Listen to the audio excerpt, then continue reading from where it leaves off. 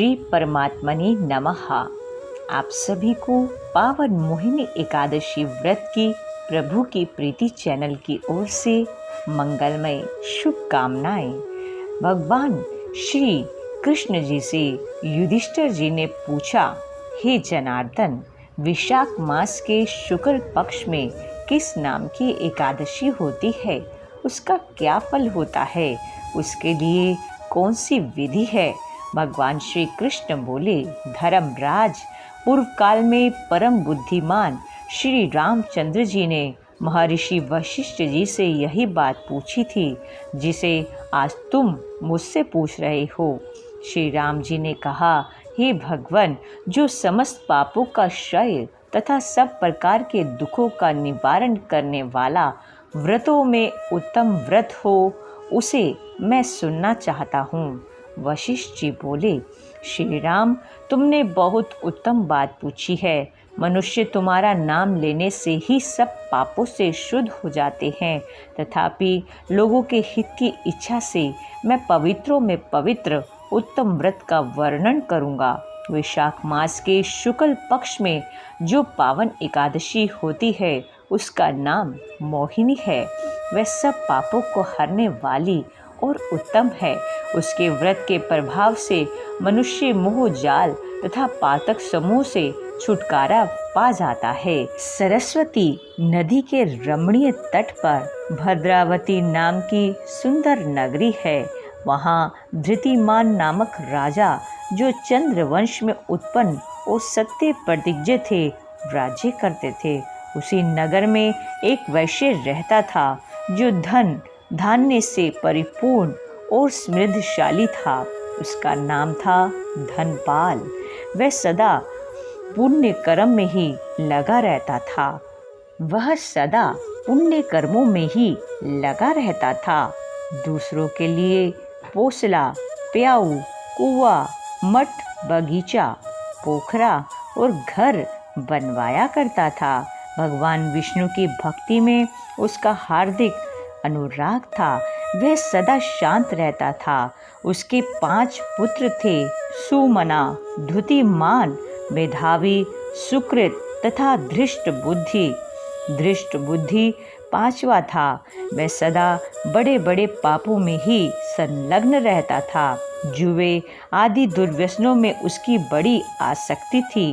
वह वेश्याओं से मिलने के लिए लालायित रहता था। उसकी बुद्धि ना तो देवताओं के पूजन में लगती थी और न पितरों तथा ब्राह्मणों के सत्कार में ही लगती थी। वह दुष्ट आत्मा अन्याय के मार्ग पर चलकर पिता का धन बर्बाद किया करता था। एक दिन वह वैश्य के गले में बांह डाले चौराहे पर घूमता देखा गया। तब पिता ने उसे घर से निकाल दिया तथा बंधु बांधवों ने भी उसका परित्याग कर दिया। अब वह दिन रात दुख और शोक में डूबा तथा कष्ट पर कष्ट उठाता हुआ इधर उधर भटकने लगा। एक दिन किसी पुण्य के उदय होने से वह महर्षि कौंडिन्य के आश्रम में जा पहुंचा। विशाख का महीना था। तपोधन कौंडिन्य गंगा जी में स्नान करके आए थे। दृष्ट बुद्धि शोक के भार से पीड़ित हो मुनिवर कौंडिन्य के पास गया और हाथ जोड़ सामने खड़ा होकर बोला, ब्राह्मण द्विज श्रेष्ठ, मुझ पर दया करके कोई ऐसा व्रत बतलाइए जिसके पुण्य के प्रभाव से मेरी मुक्ति हो। कौंडिन्य बोले, वैशाख के शुक्ल पक्ष में मोहिनी नाम से प्रसिद्ध एकादशी का व्रत करो।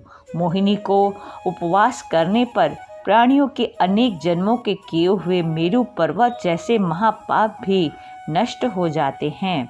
वशिष्ठ जी कहते हैं, श्री रामचंद्र जी मुनि का यह वचन सुनकर दृष्ट बुद्धि का चित्त प्रसन्न हो गया। उसने कौंडिन्य के उपदेश से विधि पूर्वक मोहिनी एकादशी का व्रत किया। नृपश्रेष्ठ, इस व्रत करने से वह निष्पाप हो गया और दिव्य देह धारण कर गरुड़ पर आरूढ़ होकर सब प्रकार के उपद्रवों से रहित श्री विष्णु धाम को चला गया। इस प्रकार यह मोहिनी का व्रत बहुत उत्तम है। इसके पढ़ने और सुनने से सहस्त्र गोदान का फल मिलता है। इसलिए आइए हम सभी संकल्प पूर्वक दृढ़ निष्ठा से एकादशी व्रत का अनुष्ठान करें और दूसरों को भी यह हो सके तो प्रेरणा दें कि एकादशी व्रत रखा करें। गोविंद की प्यारी एकादशी, भक्तों की प्यारी एकादशी, पापों को मिटाती एकादशी, पुण्यों को बढ़ाती एकादशी, हरि से है मिलाती एकादशी, वैकुंठ है पहुँचाती एकादशी, एकादशी पावन एकादशी।